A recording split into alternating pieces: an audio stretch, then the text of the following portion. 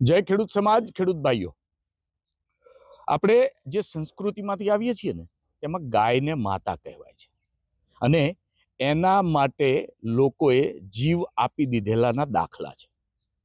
પણ આજે મારી સાથે ફ્રેમમાં જે વ્યક્તિ દેખાય છે તે કિશોરભાઈ વાટલિયા છે. બે મહત્વની વાત આજે કરવાની છે. એમાં એક જે તકરારી વાત છે અને એક ગૌ સેવાની વાત છે. તકરારી વાળો મુદ્દો એ કિશોરભાઈનો પર્સનલ સમજીને આપણે સાઈડમાં રાખી દઈએ. પણ જે ધર્મની આપણે વાત કરીએ છીએ, જ્યાં ગાયને માતાનો દરજ્જો છે, તમારા વ્યક્તિગત ઝઘડામાં પણ તમે ગાયની હાનિ કરી રહ્યા છો અને તેના માટે ખેડૂત પોથી આ મુદ્દો લેવાની જરૂર પડી છે. કિશોરભાઈ સાથે આપણે ચર્ચા કરીએ એ પહેલા આ જે બર્બરતાપૂર્ણ વિડીયો છે ને એ તમે નિહાળી લો.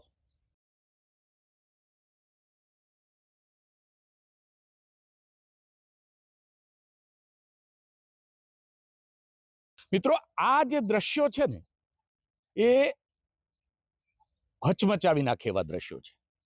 કિશોરભાઈ સાથે આખા મુદ્દાની આપણે ચર્ચા કરીએ એ પહેલા એ રાત અને એ તારીખની વહેલી સવારે શું થયું તેના વિશે જાણવું છે ને એના પછી આખો આ કિસ્સો શું છે એની પર ચર્ચા કરવી છે. કિશોરભાઈ, ખેડૂત પોથીમાં આપનું સ્વાગત છે. આ જે તબેલો, જે ગૌશાળા, તબેલો તો નહીં કહીએ, ગૌશાળા તૂટવાની જે આખી ઘટના ઘટી, એ રાત કઈ હતી, તારીખ કઈ હતી અને એ દિવસે શું માહોલ હતો? સૌ પ્રથમ તો દર્શક મિત્રોને જય શ્રી રામ, જય ગૌ માતા. મારો એક ટૂંકમાં પરિચય આપી દઉં. હું 30 વર્ષથી રાષ્ટ્રીય સ્વયંસેવક સંઘ સાથે જોડાયેલો છું. હાલમાં વિશ્વ હિન્દુ પરિષદ ગૌરક્ષા પ્રાંત પ્રમુખની મારી જવાબદારી છે અને ભાજપનો કટ્ટર સમર્થક છું. હવે 30 વર્ષથી હું ગૌ માતા સાથે સંકળાયેલો છું, જોડાયેલો છું અને અહીંયા મારી ગૌશાળા 2001થી છે. ગાયો સંવર્ધન કરી રહ્યો છું, જૈવિક ખેતી, પ્રાકૃતિક ખેતી કરી રહ્યો છું. મુખ્ય વસ્તુ જે આપણે મને પ્રશ્ન પૂછ્યો કે ભાઈ એ રાત જે કહેવાય ને કે કાળમુખો દિવસ અમારા માટે હતો, 19 તારીખ જાન્યુઆરી મહિનો 2026ની સાલ, સવારમાં 4 વાગે અમારા સમગ્ર એરિયાની લાઇટ જતી રહી છે. ત્યારે તો અમને એવું લાગ્યું કે લાઇટ કદાચ ફોલ્ટથી ગઈ હશે. સવારે 6 વાગે અમે જાગીએ છીએ, અમે જોઈએ છીએ તો અમારા સીસીટીવી કેમેરા બધા બ્લેન્ક હતા. એટલે ખ્યાલ આવ્યો કે ભાઈ કઈ ગડબડ છે. બહાર જોઈને નીકળીને જોયું, ત્યાં ખબર પડી કે ભાઈ 200 માણસોનું ટોળું બીજા આગળના દૂરના સર્વે નંબર ઉપર આવી ગયું હતું. ગાડીઓ, મોટી મોટી ગાડીઓ આવી ગઈ હતી, 200 માણસો આવી ગયા હતા અને સમગ્ર ફાર્મના સીસીટીવી કેમેરા તોડી નાખવામાં આવ્યા હતા. એટલે અમને ગંભીરતાનો ખ્યાલ આવ્યો અને અમે સવારમાં 7 વાગે પહેલાં તો અમારે જે ટ્વીટ કરી દીધું સીપી સાહેબને કે ભાઈ ગુજરાત સરકારની એવી ગાઈડલાઈન છે, હમણાં સરકાર એવું કહી રહી છે કે ભાઈ વોટ્સઅપના જવાબમાં પણ એ લોકો ફરિયાદને ધ્યાનમાં લે છે. મેં તો ટ્વીટ કરી દીધું, કોઈ જવાબ આવ્યો નહીં. પોલીસને ફોન કર્યો મદદ માટે, પોલીસશ્રી આવ્યા. મને કે શું બનાવ બન્યો છે? મેં કીધું ભાઈ આવી રીતના કબજો લેવા માટે, ગેરકાયદેસર અને ફોર્સફુલી ઇવિક્શન કરાવવા માટે, કબજો લેવા માટે આ લોકો આવી ગયા છે. એટલે ત્યાં લઈ ગયો. એટલે પોલીસે કીધું કાંઈ વાંધો નહીં, તમે કે અંદર ત્યાં આવી જાઓ. મેં એમને રિક્વેસ્ટ કરી કે ત્યાં સુધી આ લોકો, જ્યાં સુધી મને પોલીસ સ્ટેશન લઈ જાઓ છો ત્યાં સુધી આ લોકોને તમે બહાર રાખો, તો કે તમે આવી જાઓ ને તમારું સોલ્યુશન થઈ જશે. સાહેબ આવે ત્યાં છે. હું ત્યાં જતો રહ્યો પોલીસ સ્ટેશને અને એમણે એવું કીધું, ઇન્વેસ્ટિગેશન ઓફિસર જે દરરોજ 10:30 આવતા હોય તે દિવસે સવારમાં વહેલા ઓલરેડી હાજર હતા અને મને ઉલટાનું એવું પૂછે છે કે ભાઈ શું બન્યું છે, આ ઘટના બધી શું બની? મેં કીધું ભાઈ 4 વાગે લાઇટ ગઈ. તો કે તમે 4 વાગે નથી કરાતા તમારે અમને ફોન? મેં કીધું 4 વાગે લાઇટ ગઈ છે, 6 વાગે અમને ખબર પડી છે, ત્યારે અમે તમને આમ ફોન કરીએ છીએ. તો કાંઈ વાંધો નહીં, આવી જાઓ. તમારી કમ્પ્લેન છે? મેં કીધું આવી રીતના આવ્યા છે. તો મને અરજી લખી. મને કે તમારા ભાઈને બોલાવી લો. મેં તમારા ભાઈને બોલાવવાની શું જરૂર છે, હું તો આવી ગયો છું. તો કે તમે બોલાવી લો ને એટલે થોડુંક વ્યવસ્થિત બધું કામ થાય. એટલે આપણે તો એવું જોઈએ ને કે ભાઈ આપણે તો સત્તા આગળ શાણ પણ નકામો, એટલે એમને તો હાજ કરવાનું. મેં કીધું ચલો બોલાય, સહકાર જ આપવાનો હોય ને. બોલાવી લીધા, ભાઈને બોલાવી લીધા. ત્યાં તો મારી ઉપર એરેસ્ટ મેમોની શરૂઆત કરી દીધી. અને સામેવાળા જે હતા એમાંથી 200માંથી કે 150થી 200માંથી એ લોકોએ ખાલી 2 લોકોને જ બોલાવ્યા. એમના જે મુખ્ય સાગરીતોને છોડી અને જે 2 મજૂરો હોય ને એમને બોલાવ્યા, ત્યાં જે ભાડાના માણસોને. એ આવી ગયા, એમની અરજી અમને જાતે લખી દીધી. એટલે ખ્યાલ આવી ગયો કે આમાં કઈ ગડબડ છે, કેમ કે પોલીસને પોતાને ખબર હતી ષડયંત્રના ભાગરૂપે એ બધું થઈ રહ્યું હતું. એટલે એમને એની જાતે ફરિયાદ લખી. કઈ વાંધો નહીં. મેં કીધું સાહેબ આને તો જાતે ફરિયાદ લખી હતી, કોઈ તમે કઈ બોલોમાં. મેં કીધું કાંઈ વાંધો નહીં. ઓલાને કીધું સહી કરી દીધી, વાંચ્યા વગર સહી કરી દીધી. એટલે કેટલું ષડયંત્ર પ્રી પ્લાનિંગ હશે એની આપણને ખ્યાલ આવે. પછી બીજું ટ્વીટ કરું છું કે we are going to be arrested અને અમારો એક મેમો બની રહ્યો છે, એરેસ્ટ મેમો, અને બીજું ટ્વીટ કર્યું, એમાં પણ કોઈ રિપ્લાય નહીં. પછી એમને ખ્યાલ આવ્યો કે ભાઈ ત્યાં તો દિવાલો તૂટવા મળી છે, એટલે અમે ત્રીજું ટ્વીટ કર્યું કે ભાઈ અમને એરેસ્ટ મેમો બનાવી દીધો છે, અમને પકડવા આવી રીતે ખોટી રીતે ફરિયાદીને આરોપી બનાવવાની પ્રોસેસ થઈ રહી છે અહીંયા, અને ફાર્મની દિવાલ તૂટી રહી છે જેસીબીથી, તો તાત્કાલિક યોગ્ય પગલાં ભરવા વિનંતી, એવી અમને સીપી સાહેબને ટ્વીટમાં કર્યું. તોય કોઈ રિપ્લાય નહીં. પછી તરત અમને અંદર નાખી દે છે. બીજા 2 માણસો હોય, તરત બીજી 3 ગાડીઓ ફાર્મ પર, મેં સાંભળ્યું છે કે 3 ગાડી ફાર્મ પર મોકલો, એટલે હું રાજી થઈ ગયા કે સારું ઓલા લોકોને ઉપાડવા જાય છે આપતો, બરોબર. ત્યાં તો ખબર પડી કે તો આપણા બધા જેટલા માણસો હતા ને એ બધાને ઉપાડીને લઈને આવ્યા ફાર્મ પરથી, કોઈ પણ કારણ વગર. આર્ટિકલ 21 નું ઉલ્લંઘન કર્યું, ગેરકાયદેસર ધરપકડ કરી. બંધારણીય જે કલમ છે 21, એમને ઉલ્લંઘન કર્યું અને ગેરકાયદેસર આપણી ધરપકડ કરી. સામેવાળાના 2 માણસો હતા, એટલે હવે એને બતાવવું પડે કે બીજા કોઈ માણસો આપણે લઈ, તેને 200 માંથી ખાલી બીજા 2 ને બોલાવી લીધા, પોલીસની ગાડીમાં ના લાવ્યા, એ લોકોને ત્યાં પ્રગટ કરાવ્યા, એટલે ત્યાંથી પ્રગટ થયા પોલીસ સ્ટેશનમાં અને એમને બતાવવા માટે. એટલે અમારા 8 અને એમના 4. હકીકતમાં કેવું હોય, સુલેહ અને શાંતિના પગલાં ભરવાના હોય ત્યારે અટકાયતી પગલાં સમગ્ર કોઈ પણ હોય ત્યાંથી સમગ્ર લોકોને ઉપર પગલાં ભરવાના હોય. અને બીજું, પોલીસની જવાબદારી શું હોય કે શાંતિ સુલેહના પગલાં અને પોલીસની કાર્યવાહી થાય તેની યથાવત પરિસ્થિતિ ત્યાં સુધી જાળવી રાખવાની હોય, પણ એમને કર્યું નહીં. પોલીસની ગાડીઓ એ બધી અમને ત્યાંથી અમારા માણસોને લઈને ફરીવાર બધી ગાડીઓ પાછી આવી.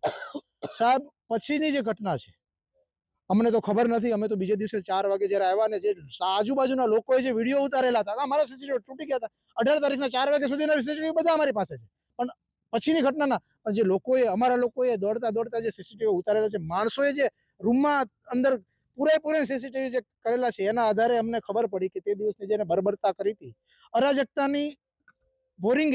અરાજકતાના ભોરિંગે આખો ભરડો લઈ લીધો હતો આખા ફાર્મમાં. અને એ પોલીસે ત્યાં જેસીબીને પ્રોટેક્શન કર્યું. 2 જેસીબી આવતા હતા, એની પાછળ પોલીસની ગાડી, એટલે જેસીબીને કોઈ રોકી ના શકે. બુલડોઝર રાજ એટલે કોર્ટના ઓર્ડર સિવાય બુલડોઝર કોઈ પ્રોપર્ટીમાં લાદી ના શકાય. ગેરકાયદેસર પ્રોપર્ટી હોય પણ તો પણ એવો એક આપણી ગાઈડલાઈન છે, તો પણ એ લોકોએ બુલડોઝરથી અંદર પ્રવેશ્યા. અમારી જે મિલકતો હતી એ મિલકતોની લૂંટફાટ કરી, કેમ કે આખું ફાર્મ એમની પાસે હતું. એટલે અમારી જે બધી રોકડ રકમો લઈ ગયા, અમારી 4 ગાયોને લઈ ગયા, જે ઊંચી કિંમતની હતી, જે મારી પાસે બુલ પણ સંવર્ધન 30 વર્ષથી સંવર્ધન કરીએ છીએ, એટલે અમારી મનમાનીથી જે ગાયો હતી ને, અને સારા દૂધવાળી અને સારી પેડિગ્રીની હતી, એ પણ લઈ ગયા. ગૌશાળા બુલડોઝર, પોલીસની હાજરીમાં બુલડોઝરથી ગૌશાળા તોડવામાં આવી. બાદમાં અમારું ઘી, અમારા કોઈ પણ વસ્તુમાં, અરે સાહેબ હું વાત કરીએ, આ લોકોએ તો ઓશિકાના ચાદરો ને ખુરશી ને પલંગો નથી છોડ્યા, બરોબર, ફોનના ચાર્જરો છોડ્યા નથી. એટલે એટલી હદથી બધું અમારી આખી મિલકતને એમણે આખી લૂંટી લીધી. પછી પોલીસની હાજરીમાં જે એને ગૌશાળા તોડી, એ બહુ કહેવાય ને કે દુઃખદ ઘટના, અને બહુ પોલીસ માટે બહુ શરમજનક ઘટના કહેવાય, જો એ લોકો માને તો. કેમ કે ખાખીની જે વેલ્યુ હોય અત્યારે, તો પછી કેવું થાય કે હવે ખાખીને અમારા માટે, લોકો માટે જે કહેતા હોય, અમારા માટે તો એવું જ કહેવાય કે ગુંડાઇઝમ ઇન ખાખી, બરોબર. તો આ જે ઘટના બની પછી અમે બીજે દિવસે અમે આવીએ છીએ, બીજે દિવસે અમને અહીંયા જામીન પર છોડીને અમે આવીએ છીએ. તો સાહેબ, જે લોકોના 7/12માં નામ નથી, એ લોકોએ આ જમીનનો કબજો લઈ લીધો. એટલે મોટો કહેવાય ને અન્યાય તો એ કહેવાય નહીં ગુજરાતમાં. અને કોની વિધાનસભા ક્ષેત્ર કોનું? ભૂપેન્દ્રભાઈ પટેલનું વિધાનસભા ક્ષેત્ર, અને આપણું હોમ સ્ટેટ, મોદી સાહેબનું હોમ સ્ટેટ કહેવાય. એટલે એમ જે કાંઈ શાસન પ્રશાસને એમની આબરૂ રાખવી જોઈએ, એમની જે મહેનત છે ને, એમને મહેનતને રંગ લાવે ને એવું કાર્ય કરવું જોઈએ. પણ એ લોકોએ આ કંઈ કર્યું નથી, મનમાની, ભેદભાવવાળું વલણ. અને એ લોકોએ ગૌશાળા તોડી. પછી આ જે અહીંયા તમે મારી પાછળ જે અત્યારે દિવાલ દેખાઈ રહી છે, એ રાતોરાત એમને દિવાલ કરી, અને જે ઊભો ચારો હતો 18 વીઘાનો, એ એમણે આખો રફે દફે કરી દીધો. એમાં 12થી ભેંસો બોલાવી લીધી, અને ભેંસો બોલાવી અને ટ્રેક્ટરથી આખું, બુલડોઝરોથી આખું ખેડાવી દીધું. પછી આપણે અવારનવાર બધી અરજીઓ કરી. 23 તારીખે સીપી સાહેબને અરજી કરી, ત્યાંથી સીએમ હર્ષભાઈ, બધાને આપણે અરજીઓ કરી, પીએમઓમાં પણ અરજી કરી, અને એમના પણ એ લોકોએ ખોટા રિપોર્ટો આપ્યા છે. એ પણ મારી પાસે છે. ખોટા રિપોર્ટો એમણે આપી દીધા, અને ખોટા રિપોર્ટથી એમણે કોઈ કહેવાય ને કોઈ કાર્યવાહી કરવી જ નથી. એટલે આ ટાઈપની આખી એક જે એ દિવસ હતો, એ અમારા માટે એ દિવસ હતો. અને બીજું ખાસ કહેવાય તો એમાં 4 આર્ટિકલ્સનો ભંગ કર્યો. એક તો 21નો ભંગ કર્યો. આર્ટિકલ 21 બંધારણની જે છે એ ગેરકાયદેસર ધરપકડ. આર્ટિકલ 22 એ એવું કહે છે કે કાયદેસરની પ્રક્રિયા વિના કોઈ ધરપકડ થઈ શકે નહીં, એમનો પણ એમણે ભંગ કર્યો. આર્ટિકલ 300A એટલે કોઈ પણ પ્રોપર્ટી ગેરકાયદેસર રીતે કોર્ટના ઓર્ડર વગર કે કલેક્ટરના ઓર્ડર વગર તોડી શકાય નહીં, એમનો પણ ભંગ કર્યો. અને આર્ટિકલ 14 હું એટલા માટે કહું છું, ખાસ રાજ્ય સરકાર માટે કહું છું, રાજ્ય સરકાર પ્રશાસન અને અધિકારીઓ માટે ખાસ કહું છું કે આ આર્ટિકલની અંદર એવું છે કે મનમાની અને ભેદભાવ અને પક્ષપાતી વલણ એ તમે કોઈ નાગરિક પ્રત્યે તમે અપનાવી શકો નહીં. એ મારી પાસે એટલા માટે હું તમને સાબિતી સાથે કહું છું કે મારી જેવી ઘટના ગાંધીનગરના પેથાપુરની અંદર 2/2/2026 બની. સેમ કેસ મારો, દાવો પણ સેમ, કોર્ટ કમિશન પણ સેમ, લીઝ પેન્ડન્સી પણ સેમ થયેલી. અને એ જમીનમાં જ્યારે માલિક 7/12 માલિક એટલે હકીકતમાં માલિક કહેવાય જ નહીં, કે it's a piece of paper four court. અને જ્યારે કોર્ટ કમિશન છે ને is I of court four જજ. તો આ કોઈ માલિક title is at two be decided by જજ, સિવિલ જજ, એટલે કોઈનું જજમેન્ટ, એટલે એ માલિક કહેવાય જ નહીં. અને એ લોકોએ એ પ્રમાણે જ વર્ત્યા. ગાંધીનગરની પોલીસ એ રીતે જ વર્તી કે ભાઈ માલિકે કોઈને ફોર્સફુલી ઇવિક્શન કરાવ્યું કે કબજો ખાલી કરાવ્યો, કબજો ખાલી કરાવો જેની પાસે કરાવતા હતા ને એમને પોલીસમાં ફરિયાદ કરી. સાહેબ ત્યાં એની પર એફઆઈઆર દાખલ કરી. કોની પાસે? જેના 7/12 નામ છે એ કબજો લેવા ગયો વિવાદિત જમીનમાં, એ 7/12 માલિક ઉપર એફઆઈઆર નોંધાણી અને એને કબજો ખાલી કરવો પડ્યો. બરોબર. હવે બીજું સર, બીજું હવે આ જે વિધાનસભા ક્ષેત્ર છે એક જ લોકસભા ગાંધીનગર વિધાનસભા ક્ષેત્ર, તો કે ગાંધીનગર એ હતી, આ કઈ છે? ઘાટલોડિયા. અહીંયા તો વિશેષ કાયદાનું ધ્યાન રાખવું જોઈએ, કેમ કે આ તો આખું મોભો વાળું વિધાનસભા, ગુજરાતની નંબર 1 આબરૂદાર વિધાનસભા ક્ષેત્ર કહેવાય. અહીંયા તો કઈ કાયદો કાનૂન કઈ બગડવું જ ના જોઈએ, અને બગડે તો ડાયરેક્ટ કોની ઉપર તમે આંગળી, ડાયરેક્ટ મુખ્યમંત્રી પર આંગળી ચિંધાય. એટલે અહીંયા તો વિશેષ ધ્યાન રાખવું જોઈએ. જેની જગ્યાએ આ મારા ક્ષેત્રની અંદર આ ફાર્મની અંદર ગેરકાયદેસર ગૌશાળા તોડો છો તમે, પોલીસની હાજરીમાં ગૌશાળા કરો છો, પોલીસની હાજરી બુલડોઝર, પોલીસ આ ગૌશાળા તોડે છે. અને જે કબજો લેવા વાળા છે અને સાંઠગાંઠ વાળા લોકો, એના ભાગીદારોને એને કબજો અપાવવા માટે એ મદદ કરે છે. અને એમણે જેના 7/12 નથી એમની અહીંયા કબજો લીધો જમીનનો, અને તેમ છતાં પણ એટલી રજૂઆત કરી, તેમ છતાં પણ એની પર એફઆઈઆર લખા નથી. એટલે હું કહું છું સાહેબ કે આ મનમાની વાળું, ભેદભાવ વાળું અને પક્ષપાતી વલણ છે. બીજું સાહેબ, બીજું એક કહું છું, હવે હું આજે વાત કરું છું ને જે ભેદભાવ વાળી વાત, એનું એક બીજું તમને ઉદાહરણ આપું. આ જ ફાર્મ છે, 2023 આપણે જતા રહીએ પાછા. આવી જ ઘટના થોડા વર્ષો અગાઉ પણ બની હતી. એ શું હતી અને થવા પાછળનું કારણ શું હતું? આવી જ ઘટના 2023ની વાત કરું તો આપણે 2023માં જતા રહીએ, ફેબ્રુઆરી મહિનો. આ લોકોએ, જો મારી જમીનનો જે વિવાદ ચાલી રહ્યો છે એ માલિકી હક અને કબજા હકનો વિવાદ છે, અને આ માત્ર સિવિલ કોર્ટને જ્યુરિડિક્શન છે, આ સબ જ્યુડિશિયલ મેટર છે. અને જે તે નિર્ણય નામદાર ન્યાયાલય લે. કોર્ટ કમિશન થયેલું છે, એ લોકોએ અમારી ઉપર લેન્ડ ગ્રેબિંગ કર્યું. લેન્ડ ગ્રેબિંગમાં પણ કોર્ટના જે કમિશનરના રિપોર્ટો આવ્યા કે ભાઈ આ લેન્ડ ગ્રેબિંગ, આ તો આ જે કઈ વિવાદ છે એ સિવિલ કોર્ટને સક્ષમ છે, એટલે જે સિવિલ કોર્ટનો આખરી નિર્ણય આવે એ માન્ય રાખવામાં આવે અથવા રહેશે. પછી આ લોકોએ અમારી પાસે એમના એક જમીનના વિવાદમાં એમનો જે માલિકો જે ઝઘડતા હતા કોર્ટની અંદર, એમ એનું હુકમનામું ઉપસ્થિત થયું. હુકમનામું જેવું ઉપસ્થિત થયું એટલે હું ખેડૂત મિત્રોને આ ખેડૂત પોથીના માધ્યમથી કહેવા માંગુ છું કે આપણને ઘણીવાર કાયદાનો કોઈ આપણને ખ્યાલ નથી હોતો. કેમ કે તમે કોઈ પણનું હુકમનામું પ્રસ્તુત થાય એટલે શું કહે કે ભાઈ અમારો કોર્ટનો હુકમ છે, અમારા નામે આ જમીન થવાની છે અથવા થઈ ગઈ છે. એટલે એ શું કરે તો કે ભાઈ પોલીસ પાસે જાય, પોલીસ તમને દંડે કે ભાઈ તમારું જો આ હુકમનામું છે. હકીકતમાં એવું છે જ નહીં. જ્યારે તમારો કોર્ટમાં કેસ ચાલતો હોય, કોઈ પણ હુકમનામું હોય, તમને ત્રાહિત પક્ષકાર તરીકે જોડવો પડે. એ છે 1908 સિવિલ ગાઈડલાઈન જે છે એમાંનો 35 રૂલ, ઓર્ડર નંબર 21ના રૂલ નંબર 35(3) એ પેરેગ્રાફ લખેલો છે કે પક્ષકારો સિવાયના ત્રાહિત વ્યક્તિને આ હુકમ લાગુ પડતું નથી. આપણે સંવિધાનની, બંધારણની અંદર જે કાયદા કાનૂન છે એમાં લખેલું છે, બરોબર. એટલે પક્ષ હવે એ મને લાગુ ના પડે એટલે એ લોકોએ શું કર્યું કે ભાઈ આપણે ફોર્સફુલી પોઝિશન લઈ લઈએ. એ ફોર્સફુલી એટલા માટે કે એમાં પાછું એમાં 97 છે, જે ઓર્ડર નંબર 21માં રૂલ નંબર 97 છે, એ એવું કહે છે કે ભાઈ જ્યારે પણ હુકમનામાનો લેણદાર કબજો ખાલી કરાવવા જાય ત્યારે જે કંઈ ત્યાં ત્રાહિત વ્યક્તિ હોય એને અંતરાય કરે કે અવરોધ ઊભો કરે ત્યારે એમને ડિક્રી એક્ઝિક્યુશન કોર્ટમાં જવું પડે. ડિક્રી એક્ઝિક્યુશન કોર્ટની અંદર એમને અરજી કરવી પડે. એ અરજીની અંદર જો એ અરજી થાય ડિક્રી એક્ઝિક્યુશન કોર્ટની અંદર તો નામદાર ન્યાયાલય મને દિલીપ દ્વારા અહીંયા બજવણી આપે અને એ બજવણી થ્રુ મારી પાસેથી જવાબ માગે મેં મારા દાવા બધું હોય છે એ બધું હું આપું અને સામેવાળાનું હુકમનામું રદ થાય એમ હતું. હવે રદ થાય એમ હતું એટલે શું થયું કે એ લોકોએ ફોર્સફુલી ટ્રાય કરીને પોલીસની જે તે સમયે પોલીસની સાંઠગાંઠ કરીને એમના અમારા ઘોડાઓ ગાયોને બહુ ત્રાસ 6 મહિના સુધી રૂમ બનાવી દીધી હતી.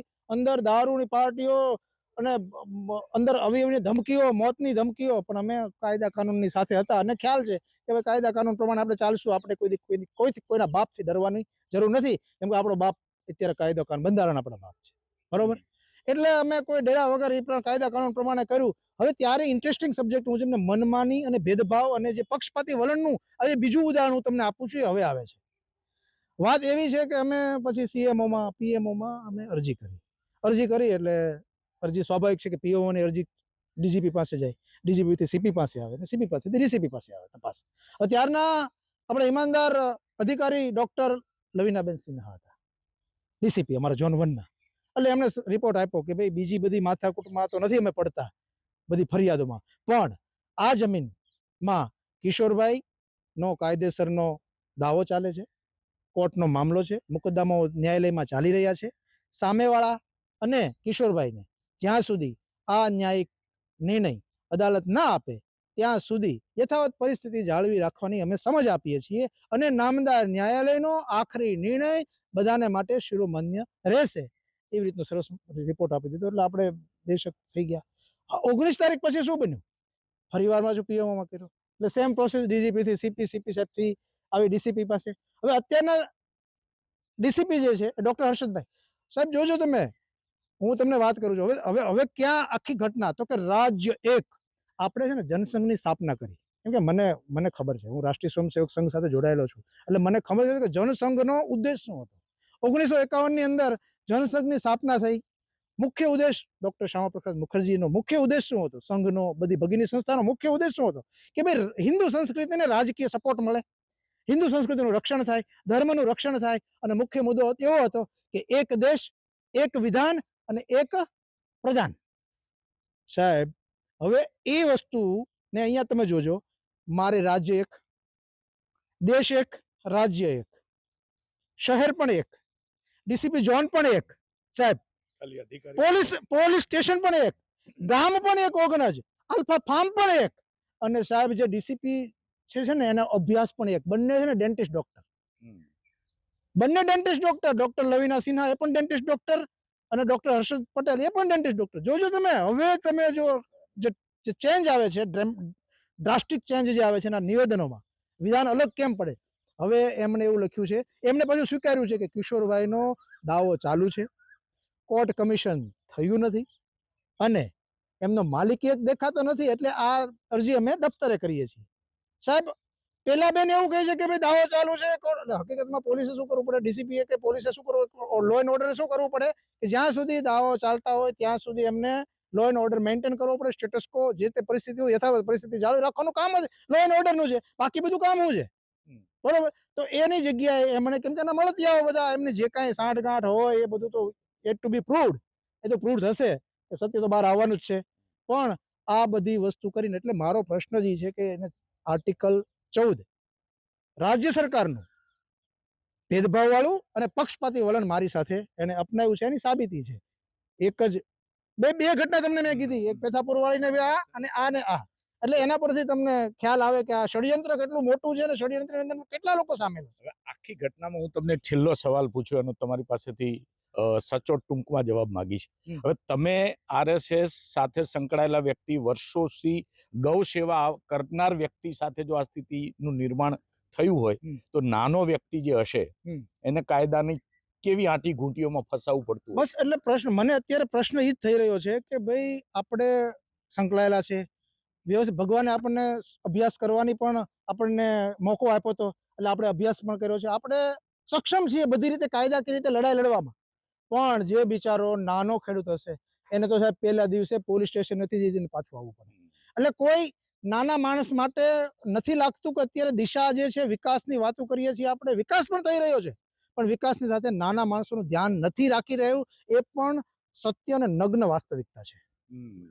તો કિશોરભાઈ સાથે આપણે જે ચર્ચા કરી, ગુજરાતમાં જે ખેડૂતોની આજે ઠેર ઠેર લડાઈ ચાલી રહી છે, હવે કિશોરભાઈ જેવા શિક્ષિત વ્યક્તિ, ગૌ સેવા સાથે વર્ષોથી સંકળાયેલા વ્યક્તિ અને એમના કહેવા મુજબ કટ્ટર ભાજપના તેઓ સમર્થક છે, તેમને પણ જો આટલા વર્ષો સુધી કાયદાની આવી આંટી ઘૂંટી અને ખોટા અર્થઘટન કે સાચા અર્થઘટન એ કાયદો નક્કી કરશે, પણ એમાં ભરાઈને ફસાવવું પડતું હોય અને નુકસાન વેઠવું પડતું હોય, ત્યારે રાજ્ય સરકારે હવે ખૂબ ચિંતા કરવાની જરૂર છે. કારણ કે હું ફરી કહું છું કે ખેડૂત પોથી એમનો જે કાયદાકીય લડાઈઓ ચાલતી રહેશે, પણ ગૌ માતા આમાં હેરાન થઈ રહી છે, ગૌ માતા આમાં પીસાઈ રહી છે અને ગૌ માતાનું ખૂબ મોટું નુકસાન થઈ રહ્યું છે. જય જવાન જય કિસાન. બીજી વાર હું એક પડકાર ફેંકું છું, એક જ વચ્ચે એડ કરશું. બીજો એક હું આ સમગ્ર રાજકીય સંરક્ષણ ભૂમાફિયાઓને બધાને પડકાર ફેંકું છું. ખેડો તે ગદબ ગાયો નો, ખેડો તમે ગદબ ગાયો નો, તમારું નખો જ જાય. અરે ખેડી બતાવો ખેતર આખલાના, તો તમે શુરા કહેવાઓ. સૌથી મહત્વની વાત છે કે ગદબ જે ગાયોનું છે તો કોઈ પણ ખેડી જશે. જો મોટા આખલાઓ, એમનો જે શબ્દ છે ને, એ એવા લોકો માટે છે કે જેને આપણે આખલા તરીકે સંબોધીએ છીએ, એવા લોકોનામાં જઈને ખાલી તસુ તો તોડી જુઓ, પછી ખબર પડશે.